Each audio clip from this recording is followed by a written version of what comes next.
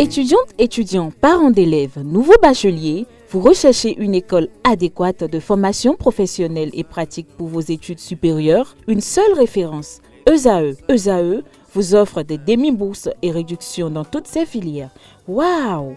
Payez 300 000 au lieu de 550 000 en licence 1, 2 et 3 en journalisme, réalisation, sciences de gestion, administration des affaires, sciences économiques et sciences juridiques. En master 1 et 2, 670 000 en journalisme et 550 000 en sciences de gestion et administration des affaires au lieu de 1 070 000. Écoutez, pour les 100 premières inscriptions en administration générale et administration des finances, payez 450 000 au lieu de 550 000 pour la licence 1, 2 et 3. En master 1 et 2, payez 870 000 au lieu de 1 070 000. Alors, rendez-vous vite à ESAE pour la rentrée académique 2021-2022. Les deuxième et troisième années démarrent le 20 septembre 2021 et la première année le 11 octobre 2021. Informations et renseignements, ESAE Cotonou, 3e rue à droite en quittant le carrefour Jadot pour la BIBE Jéricho. Téléphone 96 80 55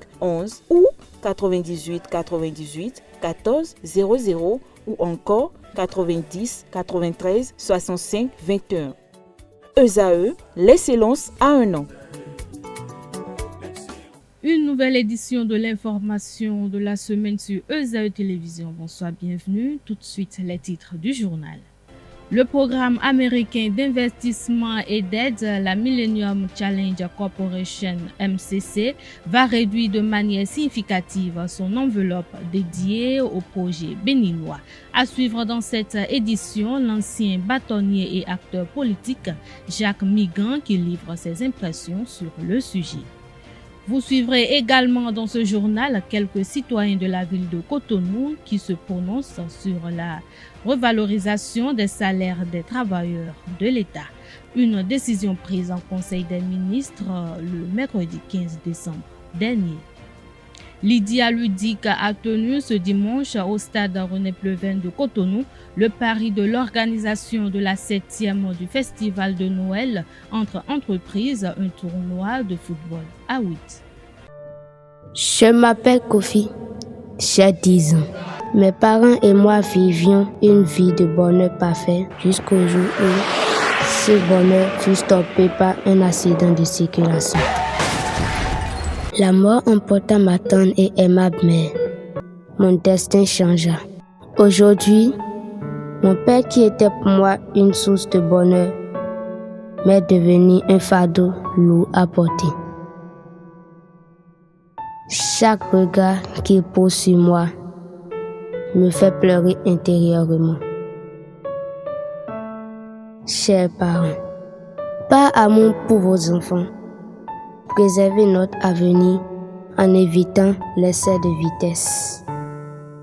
Ceci est un message du Centre national de sécurité routière et de handicap international humanité et inclusion avec le soutien de la Direction générale de la coopération belge au développement.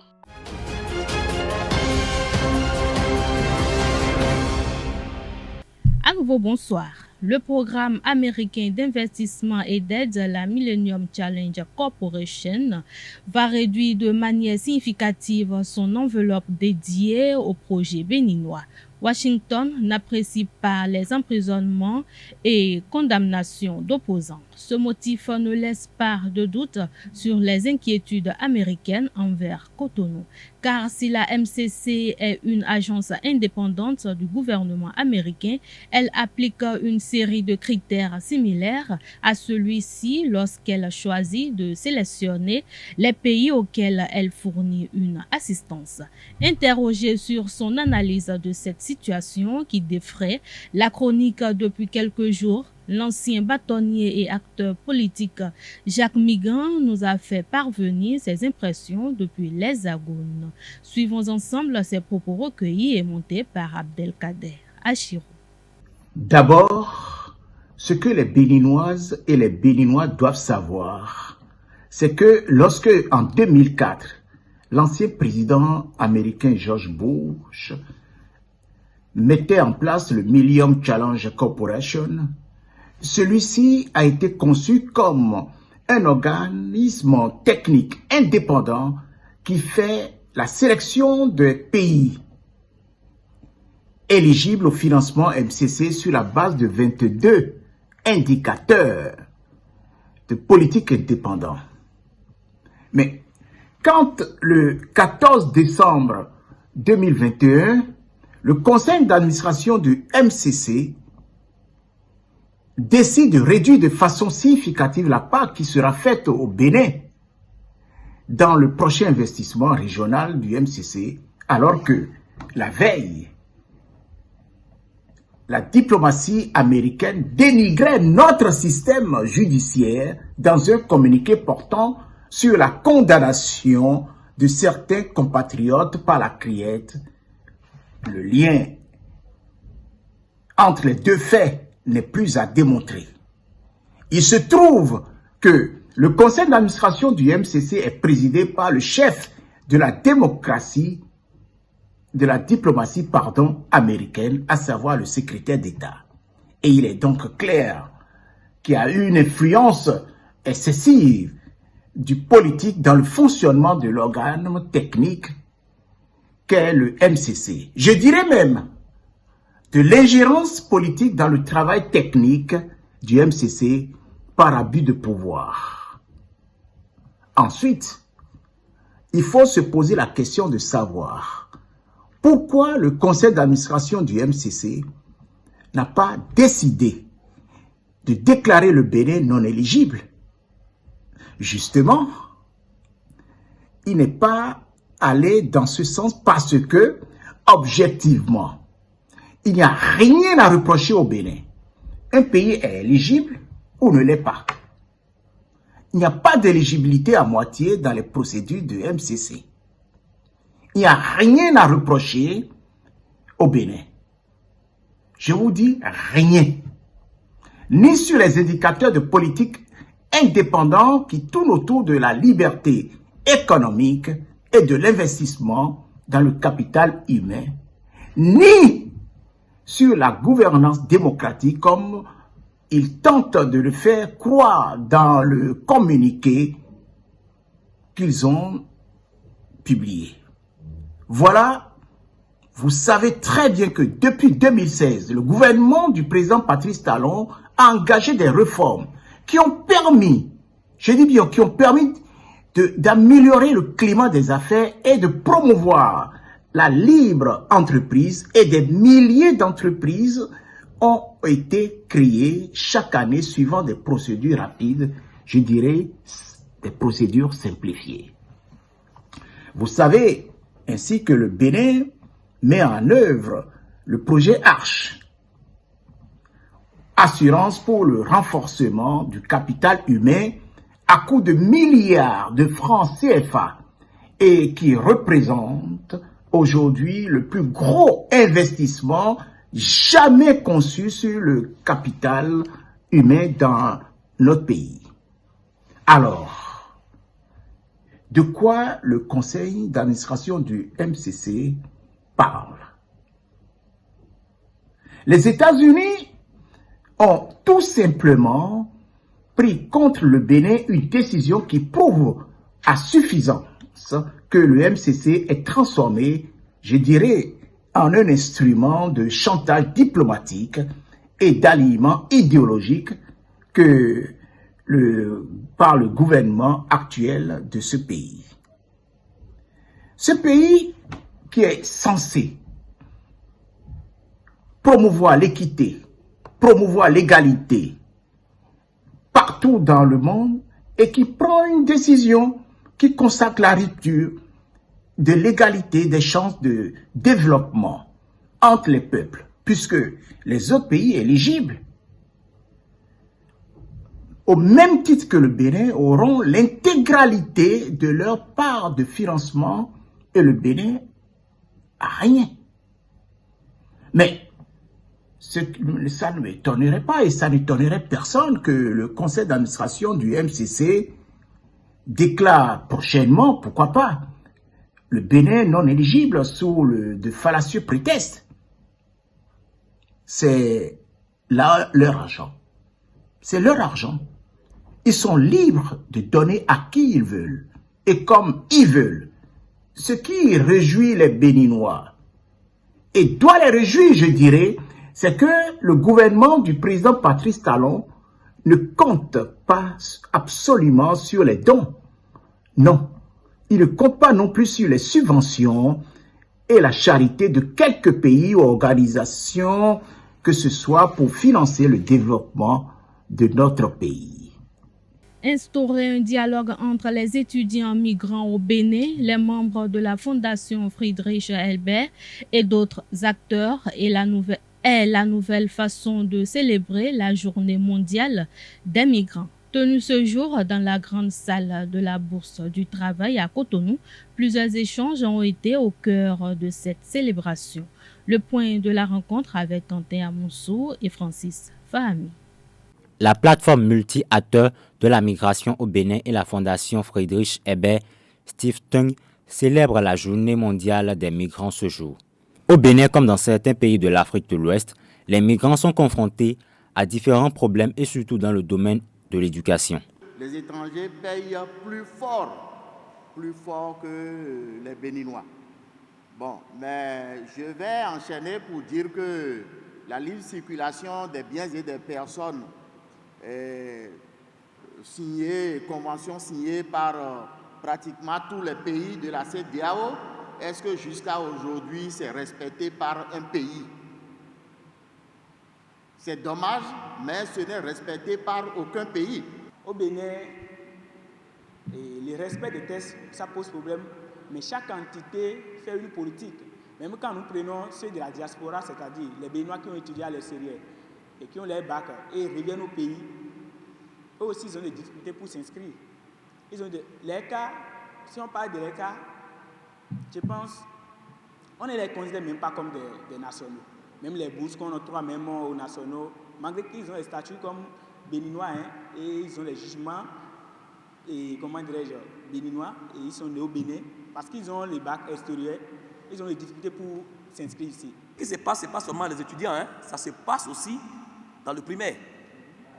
Ça se passe dans le primaire. Parce que, je me rappelle, j'étais allé inscrire mon enfant, je vais être l'école. On m'a demandé en tant qu'étranger, là où on paye 14 000 francs, de payer 100 000. Au vu de ces problèmes, le représentant des ressortissants des pays de la CEDEAO propose une alternative. Il faut qu'on se serre la main. Comme le doyen vient de le dire là, c'est une voie autorisée.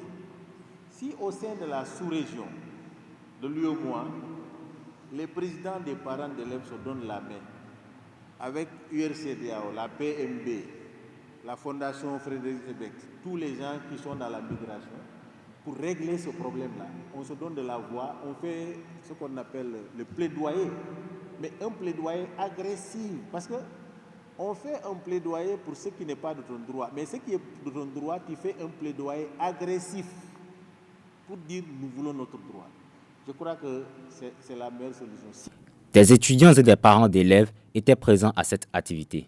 Après avoir présenté son projet d'action du gouvernement PAG 2021-2026 en Conseil des ministres, le mercredi dernier, le gouvernement béninois a décidé de la revalorisation des salaires des travailleurs de l'État. En effet, l'une des réformes annoncées sur le plan social dans ce programme d'action est l'amélioration salariale des travailleurs de l'État béninois. Une réforme qui rentrera en vigueur dès que les échanges du gouvernement avec les partenaires sociaux seront effectifs. À cet effet, quelques citoyens de la ville de Cotonou donnent leurs avis sur cette décision du gouvernement. Écoutons-les au micro de Nassirine Fatoumbi, Atifa Olafa et Jefté Hongé. Je vous dis que c'est vraiment une décision qu'il fallait. Elle est venue tardivement. Néanmoins, il est beau que ces travailleurs se mettent au pas. Mais je veux parler aux syndicalistes qui iront négocier avec le chef de l'État. Est-ce le SMIC ou une augmentation de salaire? Parce que c'est deux choses différentes. Si c'est le SMIC, moi je ne suis qu'un privé. Je me dis, elle sera étendue au privé comme nous dans ce pays. Mais je vous dis, à la fin, je suis un Saint Thomas face à ce régime. C'est une décision salutaire du gouvernement. Je suis très content de cette décision. Parce que vous voyez, dans le pays, tout est cher. Alors que c'est le même salaire que les fonctionnaires percevaient. Maintenant, voici, toutes les denrées sont chères, tout ça là. Maintenant que le gouvernement a décidé d'augmenter leur salaire, je pense que c'est une bonne chose, quoi. Ça va désamorcer un peu la situation de chacun des fonctionnaires. Oui, c'est une bonne intention. Reste à savoir comment le gouvernement va concrétiser ça. C'est vrai que le gouvernement a décidé d'associer les partenaires sociaux. Ils vont discuter. On a vu, depuis plus de 6 ans, le SMIC est toujours à 40 000. Vraiment, les salaires, alors que les politiciens, eux, ils ont vu les salaires augmenter. Donc, on verra combien on va augmenter. Et ce qui est sûr, même si c'est un peu, ça va impacter positivement. C'est ça, c'est le plus important. On veut augmenter le salaire ou bien le SMIC. Parce que les gens ils utilisent le français pour nous tromper. Si c'est le SMIC, alors ça ira de tous les côtés. Ça va augmenter comme pour le privé comme pour le public. Mais si c'est le salaire seulement, alors c'est seulement pour les publics, pour ceux du public. Mais si ils ont pris une telle décision, peut-être qu'ils ont leurs raisons, que moi, je n'arrive pas à comprendre. Mais s'ils vont faire pour que le pays sera heureux, content, ils doivent augmenter le salaire, le SMIC. Comme ça, que ça soit privé, que ça soit public, aura son salaire augmenté. Effectivement, la décision est vraiment très bonne. Parce qu'actuellement, nous voyons que le pays ne va pas bien. Et le pays ne va pas bien, pourquoi? Parce que l'argent ne sort pas. Donc si le gouvernement peut décider d'augmenter les salaires des fonctionnaires, ça fera très bon pour nous. Pourquoi? Parce qu'il y a des gens qui ont des familles, qui n'ont pas assez de moyens pour envoyer les enfants à l'école. Exemple, dans la période de fête, nous sommes maintenant là, il n'y a pas de l'argent pour s'occuper d'enfants. Donc nous souhaitons que le gouvernement puisse faire quelque chose pour ça. S'il faudra augmenter les salaires des fonctionnaires, ça nous fera vraiment plaisir. Contrairement à mon niveau, ça me fera vraiment plaisir. C'est une bonne nouvelle. Et je félicite le gouvernement. Et je suis très content du gouvernement. Bon, ce qu'il fait, il a augmenté les salaires des travailleurs. Vraiment, bravo pour le gouvernement. Le régime est un régime qui annonce. Effet d'annonce, on appelle ça. Tenir compte des effets d'annonce pour pouvoir dire chez l'autre frère qui dit wait and see. Effectivement, si ils ont augmenté le salaire des travailleurs, avec ça, les gens peuvent survivre mieux par rapport au temps qu'on vit. Donc, on doit beaucoup remercier le gouvernement. S'il peut continuer comme ça, vraiment, on est content de lui. Ce que le gouvernement a dit, il a dit, ce mandat-là, il mettra, que ce mandat sera hautement social. Mais vous savez, dans un État, il faut aller doucement. C'est un pas que le gouvernement vient de faire. Attendons-le dans les prochaines années qui viennent. Je suis sûr qu'il va encore regarder dedans, comme dit, on a l'habitude de dire. C'est-à-dire qu'il y a un pas, un grand pas. Moi, selon moi, c'est un grand pas. Parce que ça ne va pas dans le pays. Et il a fait l'option d'augmenter le salaire des fonctionnaires. Vraiment, je suis très content. Ça va aller avec le temps, on va l'espérer, ça va aller. Parce que c'est le monsieur qui est au gouvernement, qui est au pouvoir. C'est un homme de parole. Quand il dit, il le fait. Moi, je compte sur lui. Le Parti du Renouveau démocratique PRD de Maître Adrien Houmbedi était ce dimanche 19 décembre 2021 en congrès ordinaire. le 5e dans la vie du parti. Au cours des travaux, le leader charismatique des Tchoko-Tchoko, Maître Adrien Houmbédi, conduit les rênes du parti du Renouveau démocratique pour un nouveau mandat de 5 ans. Il a été maintenu ce dimanche 19 décembre 2021 au poste de président du parti par les congressistes.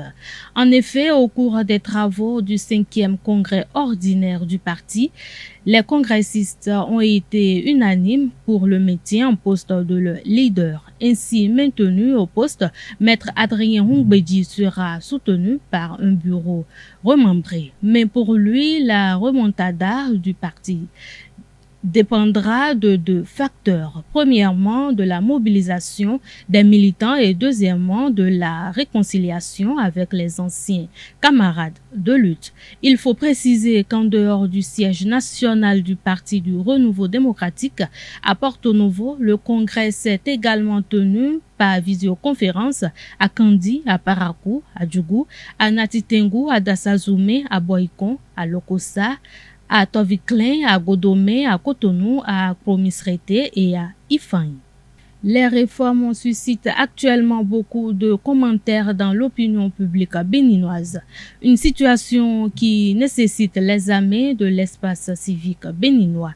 À l'occasion de la journée mondiale, le président de la Commission béninoise des droits de l'homme a donné sa lecture de l'espace civique béninois actuellement. Il est au micro de Carles Kitomé. Dans un premier temps, je peux dire que l'espace civique du Bénin, si l'on s'en tient aux textes constitutionnels, aux différentes conventions internationales qui ont été ratifiées par notre pays, le Bénin, je parlerai plus précisément de la Charte africaine des droits de l'homme et des peuples, qui fait partie intégrante de notre Constitution. Je pense que sur le plan législatif et réglementaire, l'espace civique semble être très bien protégé dans notre pays. Vous avez par exemple l'article 23 alinéa 1 de la Constitution du 11 décembre 1990, modifié par la loi numéro 2019-40 du 7 novembre 2019, qui dispose par exemple que toute personne a droit à la liberté de pensée, de conscience, de religion, de culte, d'opinion et d'expression dans le respect de l'ordre public établi par la loi et les règles. Et donc, l'exercice de ces différents droits reconnus par la Constitution de la République du Bénin, il est dit que ces droits doivent s'effectuer, comme par exemple l'exercice des droits religieux, par exemple, doit s'effectuer dans le respect de la laïcité de l'État béninois. N'oublions pas que l'État béninois est un État laïque. Et l'article 25 de notre Constitution dispose, et c'est ça qui est important, l'État reconnaît et garantit, dans les conditions fixées par la loi, la liberté d'aller et venir, la liberté d'association, de réunion, de cortège et de manifestation. Voilà à peu près ce que, du point de vue législatif, réglementaire, nous pouvons dire. L'espace civique semble très bien protégé au Bénin du point de vue des textes. Mais dans la pratique, de plus en plus, nous remarquons que cet espace semble se restreindre. D'abord du fait que le comportement du citoyen dans l'exercice de ces différents droits protégés par la Constitution, ce comportement contient parfois des dérives. Ça, c'est un premier cas. Un deuxième cas, c'est que l'État même tend de plus en plus à restreindre, pour des motifs justifiés ou non, cet espace. Alors, si nous reconnaissons que l'espace civique au Bénin, au regard des tests, est bien ouvert, il faut reconnaître que de plus en plus, de par le comportement des acteurs étatiques et non étatiques, le citoyen. Sport dans cette édition. Lydia Ludic a tenu ce dimanche au stade René Pleven de Cotonou le pari de l'organisation de la 7e du Festival de Noël entre entreprises, un tournoi de football à 8. Au terme de la journée de compétition, l'AS Trésor a détrôné MTN au bout d'une finale à suspense. Reportage Stéton Delarios à Djaboueno.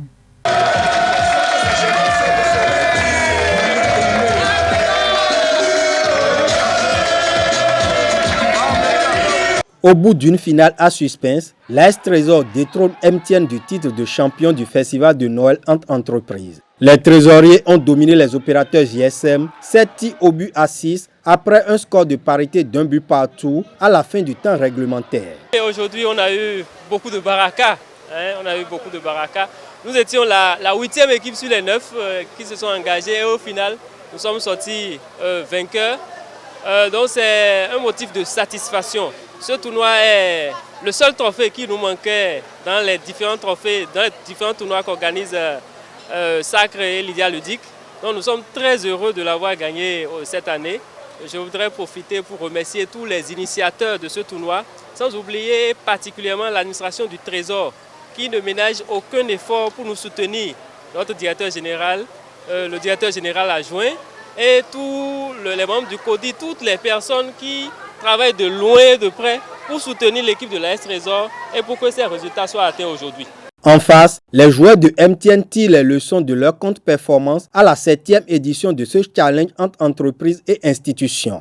On n'a pas de démérité. C'est la chance de Trésor aujourd'hui. On peut dire que c'est la fatigue de tout le parcours du tournoi. Et puis quand on a fait la demi-finale, il y avait un peu le repos, donc ça fait qu'on n'a pas pu entamer le match comme il le faut. Donc bon, bien vrai que de l'autre côté, les autres étaient plus agressifs. Bon, on a pu lâcher un tout petit peu, mais peut-être je promets que l'année prochaine, ça va arriver. Au-delà de l'enjeu, soulever le Graal, le festival de Noël entre entreprises vise à offrir un cadre de relaxation et de détente aux travailleurs. Ça fait 7 ans que nous nous amusons à travers ce festival Noël entre entreprises. Et il faut dire que l'objectif premier, c'est déjà de se retrouver et de se rester à travers le football roi. Nous tendons vers la fin de l'année. Il était important que notre entreprise Lydia Ludic donne ce grand plaisir à tous les travailleurs des entreprises qui le désirent. Je dois dire que nous sommes assez satisfaits, vu l'ambiance, vu la qualité de jeu qui a été produit, vu le spectacle que les uns et les autres ont apprécié. 9 équipes ont participé à l'édition 2021. Le directeur général de Lydia Ludic se réjouit du bon déroulement du tournoi. Déjà, nous avons eu une météo extrêmement clémente. Il y a eu de très bons matchs avec beaucoup de surprises, notamment parmi des favoris qui ne sont pas allés jusqu'au bout. Nous avons eu une très belle affiche en finale avec 2 anciens cadors de la catégorie qui ne nous ont pas déçus. Et vraiment, le spectacle a été à la hauteur, tant du côté du fair play que des gestes techniques dont nous ont gratifié toutes les équipes. Je suis vraiment très content. Les vainqueurs, cela faisait longtemps qu'on les voyait en finale dans nos tournois mais qui ne décrochaient jamais. Cette fois, ils ont doublé la dose et ils sont enfin arrivés à partir avec la coupe. Félicitations à eux. Les arbitres, les 4 premières équipes, le meilleur joueur, le meilleur buteur, le vétéran de la compétition ainsi que toutes les entreprises participantes ont été gratifiés de trophées, de médailles, de ballons et de cadeaux. Les Jeux Intercampus 2021 du COUS AC ont connu leur épilogue samedi avec le double sacre de l'université d'Abomey-Calavi. Les Calavi Boys ont battu en finale leurs camarades étudiants de Porto Novo en basketball et ceux de Cotonou en football. Reportage Stéton Delarios à Djaboueno.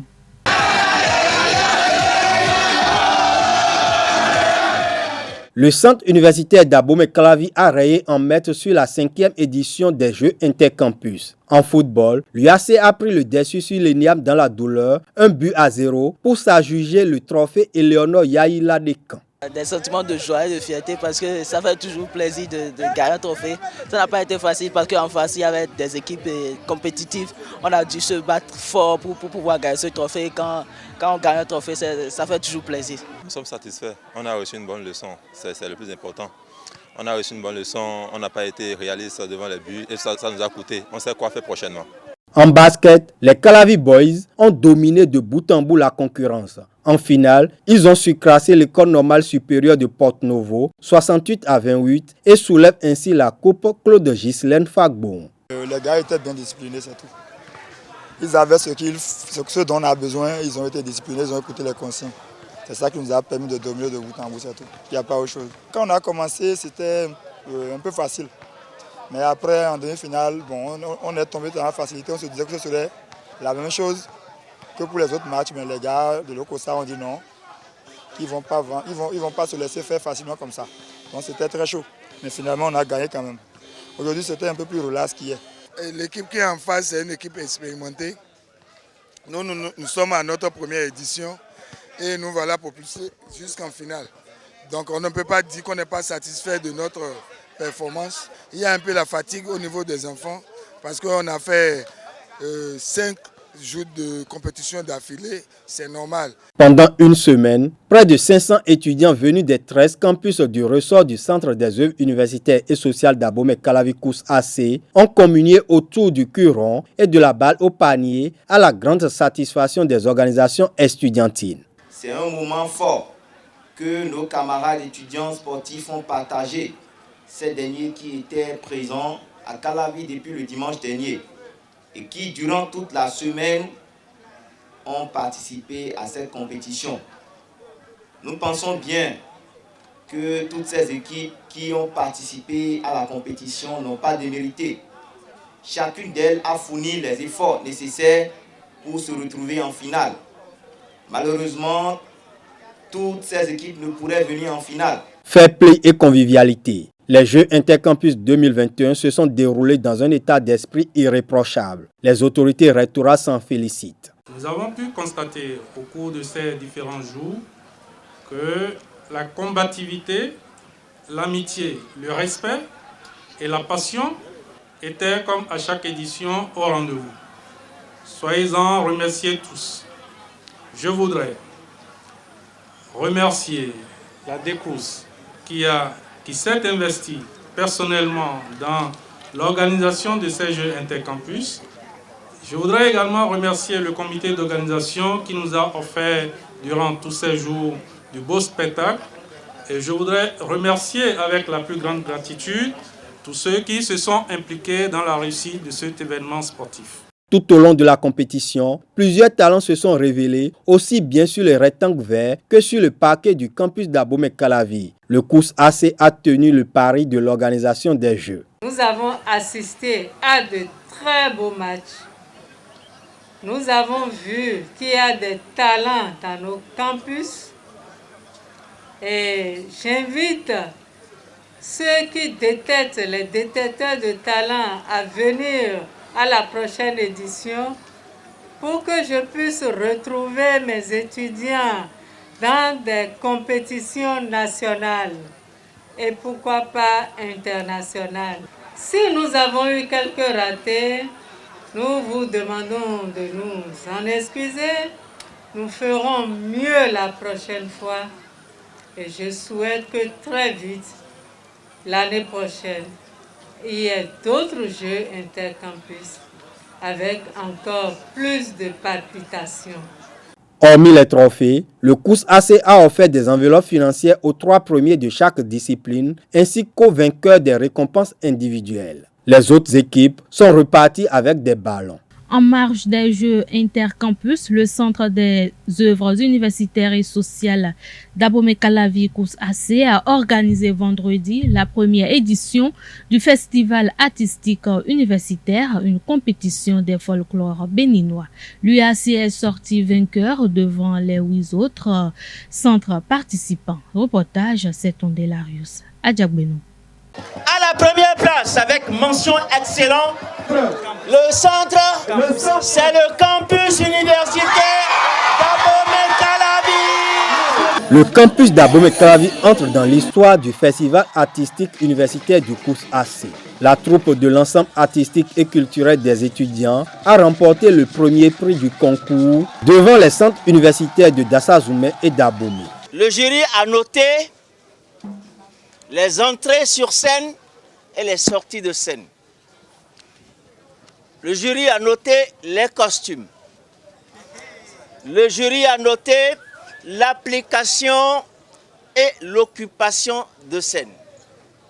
Le jury a noté la coordination et la pertinence des idées. Personnellement, avec tout ce que j'ai vu ce matin, je suis rassuré que la relève est bien en place.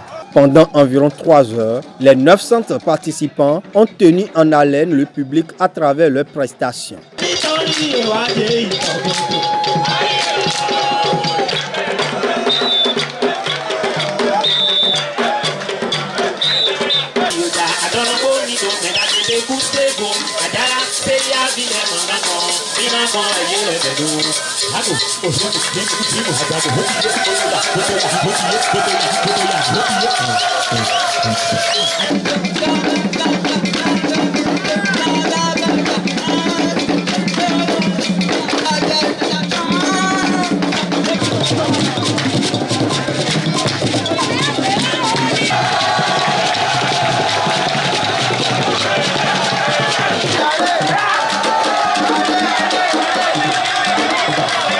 Enthousiasme et joie, le spectacle offert a comblé les attentes du COUS-AC. Je suis simplement émerveillée par toutes ces prestations.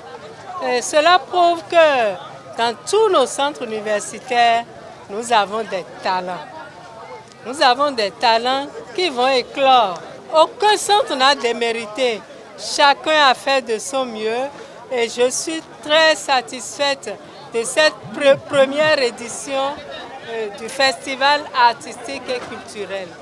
Je me rends compte avec joie qu'à côté des études, nos apprenants connaissent nos danses traditionnelles. Parce que j'ai mis un point d'honneur à développer les danses traditionnelles dans nos centres universitaires et je constate qu'il y a des embryons et que nous allons développer très prochainement. Pour un coup d'essai, c'est un coup de maître du COUS-AC. Les organisations estudiantines louent l'initiative. Je n'ai aucun doute que nous aurons encore d'autres éditions après cette édition-là. J'ai même la certitude que grâce aux efforts des uns et des autres, la disponibilité, l'engagement dont fera montre chacun, nous allons assister encore plus à de plus bons événements pour les éditions à venir. Je suis personnellement content des dispositions prises pour animer la vie culturelle au niveau de nos centres universitaires. Cela n'a pas été facile de réfléchir et d'initier une telle activité. Pour un festival plus abouti lors des prochaines éditions, le COUS-AC s'engage à appuyer les différents groupes artistiques des étudiants par un encadrement de professionnels de la culture.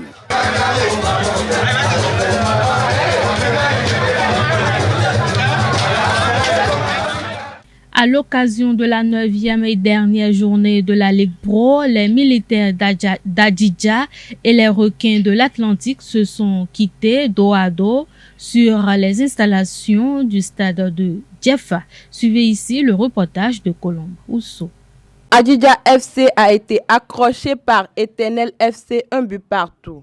26e minute, Beno Marius, d'une sponsieuse frappe, ouvre le score pour les siens. Vers la fin de la première partie, Golou Kofi Dodji, l'entraîneur principal de Éternel, écope un carton rouge. Cette expulsion le rend furieux. Qui a commencé? Des peureux vents. Lui qui a commencé par parler, Vous avez peur de passer son militaire. Ça veut dire quoi ça? À la reprise, les militaires vont rétablir la parité à la 58e minute. Cédric Dino Agbalika fait un CCC et brise le rêve de Éternel Omnisport de repartir avec les 3 précieux points. L'entraîneur principal d'Adidja s'est exprimé à la fin du match au micro de Colombousso. Oui, je pense quand même que un but partout, on n'a pas perdu. Mais je ne suis pas satisfait parce que nous avons joué à domicile. Et si nous allons tenir compte de ce que nous avons fait contre Aspac la fois passée et par rapport à ce que nous avons produit ce soir-là, je ne suis pas du tout content pour le score. Il faut comprendre quand même que Adidja a fait un mauvais départ au début. Et je pense qu'avec le mercato, bien sûr, ça va nous permettre de se remobiliser pour la phase de retour tout simplement. Au stade René Pleven, Aspac a contraint son hôte Requin FC à la défaite. Les Awisiwassa ont perdu à domicile 0 but contre 1. Je vous invite à suivre le compte rendu du match signé Colombe Oussou et Emmanuel Akogou. Aspac FC finit la phase aller en beauté. Les Portugais ont dominé les Awisiwassa sur le score étriqué d'1-0. Le capitaine des Portugais, d'une puissante tête, inscrit le seul et unique but de la partie à 3 minutes de la fin du jeu.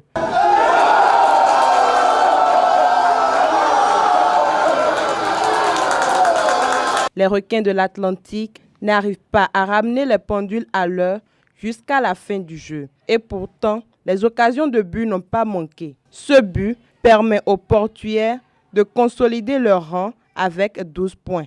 Dans la zone C, l'AS Cotonou a affronté Sitatunga sur le pelouse synthétique de Djefa. Le match comptant pour la 9e journée de la Ligue Pro n'a pas connu de vainqueur. Les deux équipes se sont séparées sur le score de 0 but partout. Suivez le compte rendu du match avec Anel Dou. Neutralité entre l'AS Cotonou et Sitatunga le vendredi dernier sur la pelouse synthétique de Djefa. Comptant pour la 9e journée, le match entre les deux clubs de la zone C s'est soldé sur un score de 0 but partout. Les hommes de Cotonou ont manqué d'adresse et de réalisme. Du côté de Sitatunga, qui a longuement mené la rencontre, l'adresse devant les buts a manqué.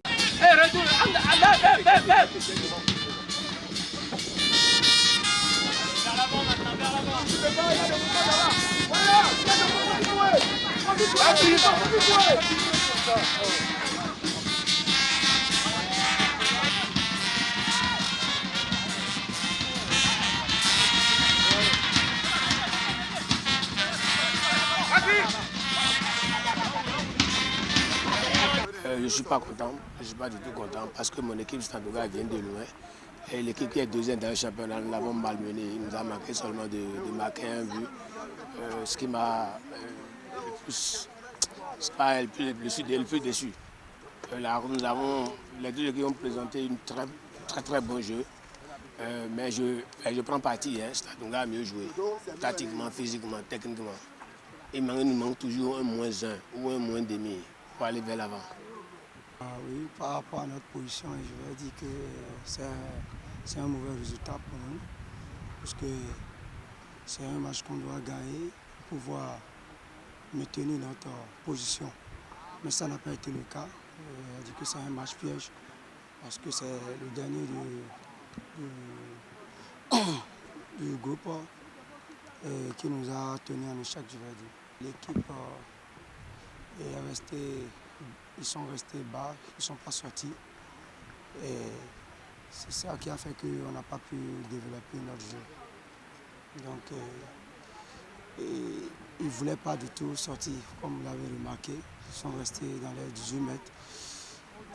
Et on a cherché des solutions, mais en vain, on n'a pas trouvé pour pouvoir les contrer. Pour le compte de la 9e journée de la Ligue Pro, zone D, Ayema FC a été opposé à Assos au stade Omnisport de Pobé. À l'issue des coups de crampons, les hommes de Ayema ont remporté la rencontre par 4 buts à 1. Le récit de la rencontre vous est présenté par Anel Dou.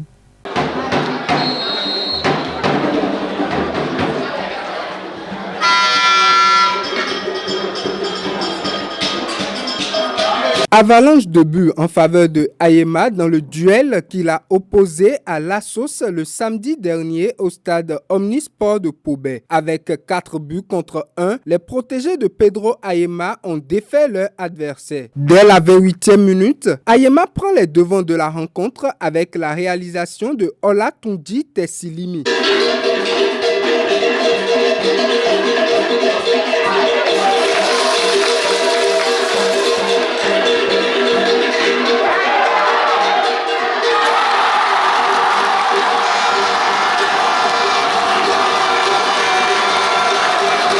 En confiance, Ayema met la pression sur Assos qui plie à nouveau les genoux. Oumarou Oloua commet une faute dans la surface de réparation de son équipe, obtient directement un carton rouge et concède un penalty pour son équipe. Sondé Oloua Damilare va doubler la mise pour Ayema.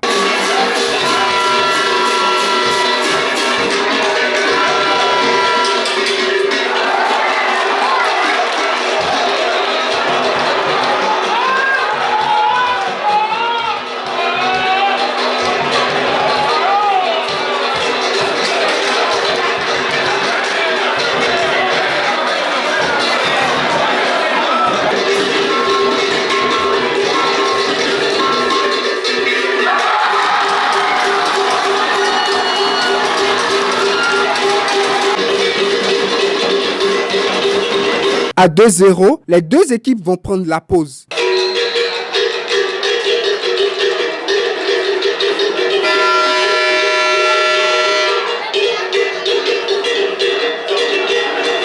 Du retour des vestiaires, Ayema baisse la vigilance et Assos en profite pour revenir dans la rencontre.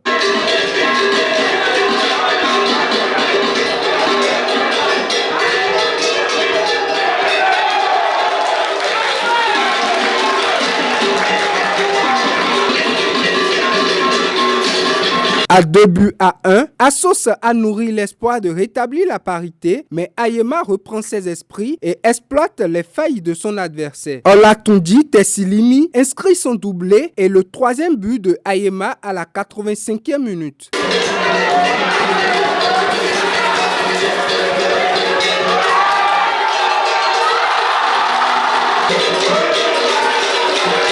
Sondé Oloua Damilare porte le coup de grâce 2 minutes après la fin du temps réglementaire.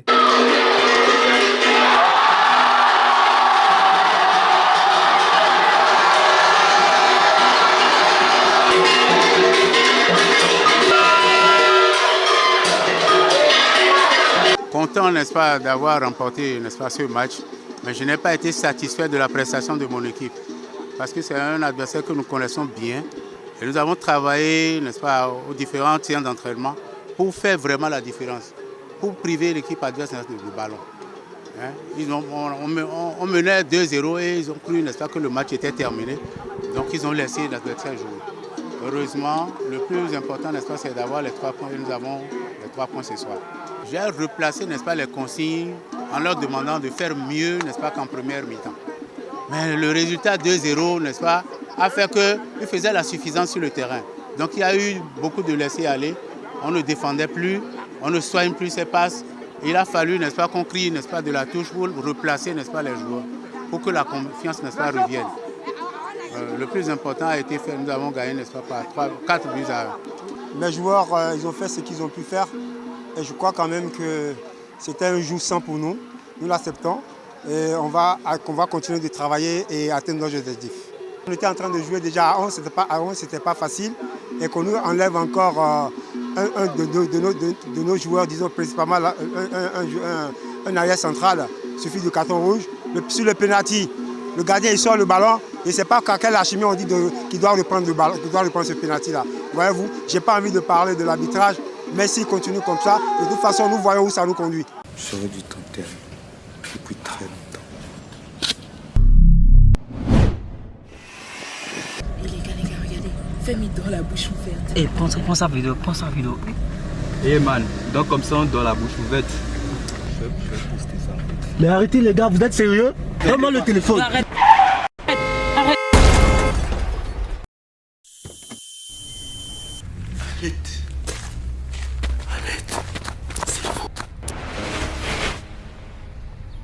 fois-ci, je t'enterre.